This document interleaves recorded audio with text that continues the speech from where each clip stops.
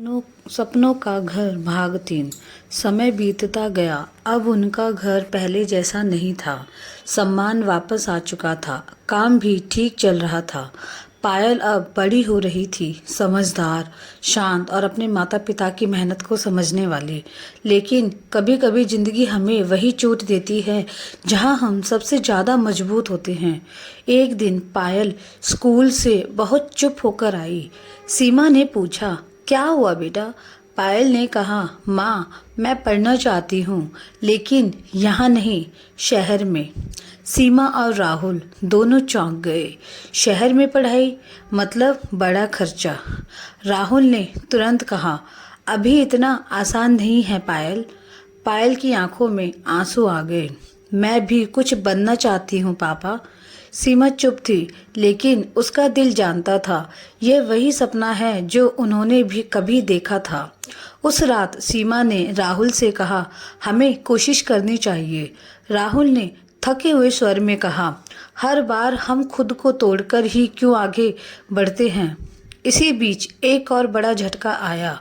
एक दिन राहुल के पुराने कागजों में सीमा को एक फाइल मिली जिसमें एक जमीन के कागज थे, शहर में। सीमा हैरान थी, यह जमीन राहुल ने कभी बताया क्यों नहीं। जब उसने राहुल से पूछा, राहुल कुछ पल चुप रहा, फिर बोला, यह जमीन मैंने शादी से पहले खरीदी थी। सीमा ने पूछा, तो फिर इसे छुपाया क्यों?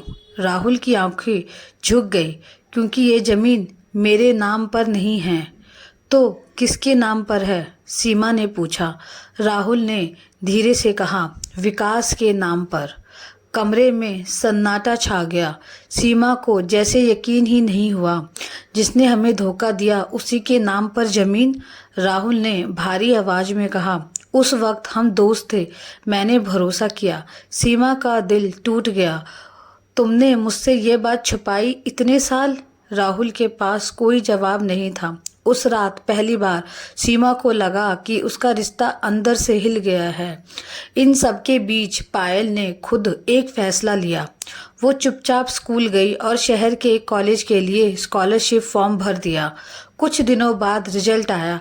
पायल को स्कॉलरशिप मिल गई। घर में खुशी होनी चाहिए थी, लेकिन माहौल भारी था। सीमा अब भी राहुल से नाराज थी।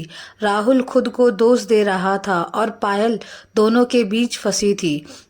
एक दिन पायल ने कहा, अगर मेरे सपनों की वजह से आप दोनों अलग हो रहे हो तो मैं नहीं जाऊंगी।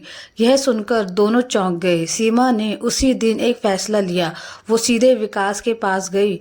हमें वो जमीन वापस चाहिए। विकास ने हंसते हुए कहा, अब वो मेरी है, कागज मेरे नाम है। सीमा ने पहली बार सख्त आवाज में कहा, वो जमीन धोखे से ली गई है और अब हम चुप नहीं रहेंगे। विकास ने कहा, जो करना है कर लो। सीमा ने हार नहीं मानी। उसने कानूनी मदद ली। गांव के लोग भी अब उसके साथ खड़े हो गए, क्योंकि उन्होंने उनकी सच्चाई देखी थी। राहुल पहली बार सीमा के पीछे खड़ा था, ना कि आगे। कुछ महीनों की लड़ाई के बाद फैसला उसके हक में आया। जमीन वापस मिल गई, लेकिन इस जीत के साथ एक सवाल भी था। अब क्या करें? सीमा ने कहा, इस जमीन को बेच देते हैं और पायल की पढ़ाई में लगाते हैं। राहुल ने पहली बार बिना सोचे कहा, हाँ। पायल शहर जाने लगी। स्टेशन पर खड़े होकर सीमा रो रही थी। राहुल चुप था। पायल ने कहा, मैं वापस आऊंगी, लेकिन कुछ बनकर। पायल के जाने के बाद घर खाली लगने लगा। सीमा और राहुल फिर अकेले थे, लेकिन इस बार उनके बीच चुप्पी नहीं थी। राहुल ने कहा, हमने बहुत कुछ खोया, लेकिन एक चीज पाई है। सीमा ने पूछा, क्या? राहुल मुस्कुराया, एक दूसरे को। सच में जिंदगी में सबसे बड़े तूफान वही होते हैं जो हमें तोड़ते नहीं, बल्कि हमें हमारी असली ताकत दिखाते हैं। रिश्ते परफेक्ट नहीं होते, उन्हें एक दिन मजबूत बनाना पड़ता है। और कभी कभी सब कुछ खोकर ही हम समझते हैं कि असली क्या है, असली रिश्ता क्या है।